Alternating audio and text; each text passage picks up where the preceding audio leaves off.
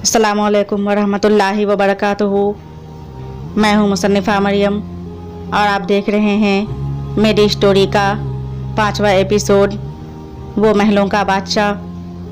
तो चलिए देखते हैं कि अब आगे क्या होने वाला है। सायरा बेगम दिल ही दिल में सोच रही थी और अपनी जीत पर मुस्कुरा रही थी कि अचानक उसे किसी के होने का एहसास हुआ और जब पलट कर देखा तो मलिका दुर्रे नायाब खड़ी उसे ही देख रही थी। सायरा बेगम उनके इस तरह देखने पर घबरा गई। तभी मलिका दुर्रे नायाब आगे बढ़ी और बोली, ये तुम्हारा ही दुपट्टा है ना, जिसका टुकड़ा मेरे हाथ में आ गया था जब तुम एक संदूक में मुझे कैद करने जा रही थी। मैं उस वक्त ज़रा सी होश में आई, मगर कमज़ोरी की वजह से कुछ नहीं कर पा रही थी और तभी ये टुकड़ा मेरे कंगन में फंस गया। मैंने किसी का भी सोचा था, लेकिन ये नहीं सोच सकी कि मुझे जंजीरों में जकड़ने में तुम्हारा ही हाथ होगा। सायरा बेगम को कुछ समझ में नहीं आ रहा था कि वो अपनी सफाई में क्या कहे। बताओ तुमने ऐसा क्यों किया? मैंने तुम्हारा क्या बिगाड़ा है? हमेरा बेगम और आसिया बेगम के साथ तो तुम कुछ नहीं करती। सायरा बेगम मलिका दुर्रे नायाब से पूरे सच्चे दिल से माफ़ी मांग रही थी और बोली, हुमैरा बेगम और आसिया बेगम उस अहदे पर नहीं हैं जिस पर आप हैं। मलिका महल वो नहीं बल्कि आप हैं, इसलिए आपके पीछे पड़ी रहती थी। लेकिन अब मैं शहंशाह की कसम खाकर कहती हूँ कि आज के बाद कोई साजिश आपके खिलाफ नहीं करूँगी। ये सुनकर दुर्रे नायाब के होंठों पर मुस्कुराहट आ गई और तब तक महलों का बादशाह शहंशाह हसन नियाज़ी भी अंदर कमरे में दाखिल हुआ और बोला, अच्छा हुआ कि तुम सुधर गई और अब तुमने कसम भी ले लिया है, इसलिए तुम बच गई। सायरा बेगम, क्योंकि हम सब जानते हैं कि जब तुम हमारी कसम लेती हो तो उसको पूरा भी करती हो। सायरा बेगम को खौफ के साथ शर्मिंदगी भी हुई, क्योंकि मलिका दुर्रे नायाब के साथ साथ शहंशाह को भी उसकी साजिश का पता लग गया था। आखिर वो क्या सोचता होगा। सायरा बेगम ने अपनी कसम और वादे के मुताबिक साजिश करना अब छोड़ दिया था और आखिर में शहंशाह हसन नियाज़ी के साथ सफ़र पर मलिका दुर्रे नायाब को ही जाना था, सो वही गई। अब तो उस बेशकीमती महल को ढूंढने के लिए बादशाह और मलिका सफ़र पर निकल चुके थे। साथ में उनका वज़ीर और सिपाहियों का लश्कर भी मौजूद था।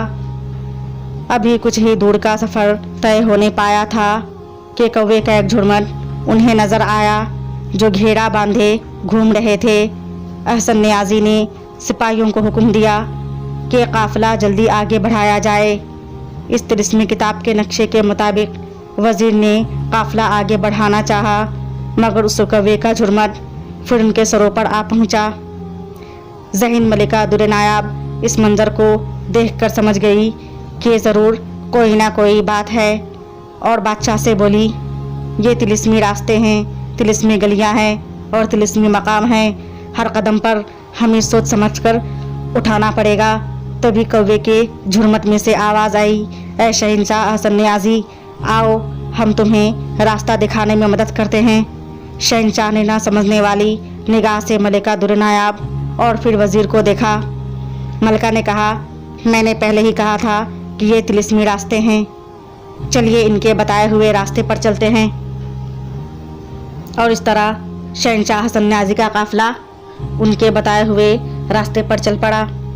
वो कौवे के झुरमुट उन्हें इंसानों या फिर जिन्नातों की तरह इशारे इशारे में रास्ते बता रहे थे और इस तरह तंगलियों से गुजरते हुए एक अजनबी रास्ते पर लाकर वो कौवे का झुरमुट अचानक कहीं गायब हो गया और बादशाह का लश्कर हैरत में पड़ गया कि आप क्या करें और किस तरफ का रुख करें।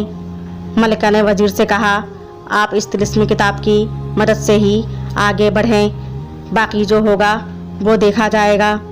और फिर वो शाही लश्कर उस तिलिस्मी किताब की मदद से आगे बढ़ता ही जा रहा था कि अचानक शाम ढलते ढलते रात हो गई। शहंशाह हसन नियाज़ी को थकावट होने लगी, जिसकी वजह से उसने वज़ीर को किसी मुनासिब जगह रुकने का दिया। बादशाह के हुक्म पर एक उम्दा जगह पर घेरा डाल दिया गया जो एक रेगिस्तान था। रात गहरी हो रही थी। बादशाह अहसन न्याजी के लश्कर का एक एक शख्स नींद की आगोश में जा चुका था। यहाँ तक कि खुद बादशाह और वजीर भी थकावट के सबब नींद की दुनिया में पहुँच चुके थे। अगर कोई जाग रही थी तो वो सिर्फ और सिर्फ वो बहादुर और ज़हीन मलिका दुर नायाब, जिसने लोगों की हिफाजत की खातिर खुद को आराम से महरूम कर लिया था और पूरी कोशिश से खुद को नींद पर गालिब कर रही थी। हालांकि उसे कहा नहीं गया था कि वो जागती रहे। बादशाह और वजीर के साथ उनके गुलाम तक सो रहे थे, मगर मलिका जाग रही थी, सिर्फ आवाम की हिफाजत की खातिर। चांदनी रात का समा था। मशाल की धीमी धीमी रोशनी से आसपास का मंजर दिलकश और खूबसूरत लग रहा था। मलिका एक एक मंजर को खामोशी से देख रही थी। तभी अचानक कुछ दूर पर उसे एक सुनहरा चमकता हुआ दरख्त नजर आया। मलिका ने बिना वक्त बर्बाद किए उस दरख्त के पास पहुंची। उस दरख्त के दूसरी तरफ कुछ अजीब मंजर था, जिसे देखकर मलिका के मुंह से बेख्तियारी अल्फाज निकले। अच्छा तो ये बात है। मलिका दुर नायाब ने उसकी तरफ ऐसा क्या देखा होगा और उनकी क्या मंजिल है, जानने के लिए देखिए ये नेक्स्ट एपिसोड नेक्स्ट टाइम। तब तक के लिए अल्लाह हाफिज़, शुक्रिया।